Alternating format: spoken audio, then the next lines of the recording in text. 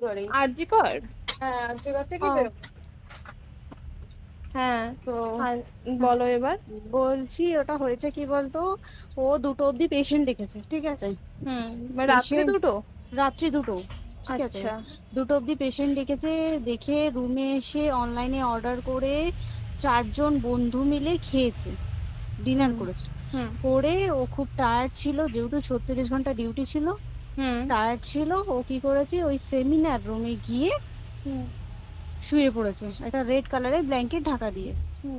কিন্তু তারপরে মানে সেমিনার রুমে এমনি কি তোমাদের ওরকম সেমিনার রুমে টুমে ঘুমানো হয়? মানে আমি যদিও কোনো আইডিয়া নেই, ওই জন্য জিজ্ঞেস করছি। না, এবার একটা রেসিডেন্টাল ডক্টর রুমস থাকেই, আচ্ছা। বুঝতে পেরেছিস, তারপরেও সেমিনার থাকে।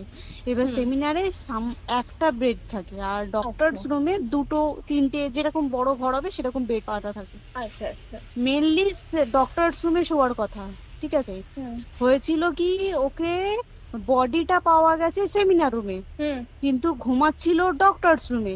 যে হুম রুমটা তোর এখন ভাঙা হয়েছে, দেখেছিস রুমটা ভেঙেছে, একটা ভিডিও ঠিক দেখছিলাম। বাথরুমের পাশেই, হুম ঠিক আছে, মানে বাথরুমটাকে অজুহাত দিয়ে হুম। ওই রুমের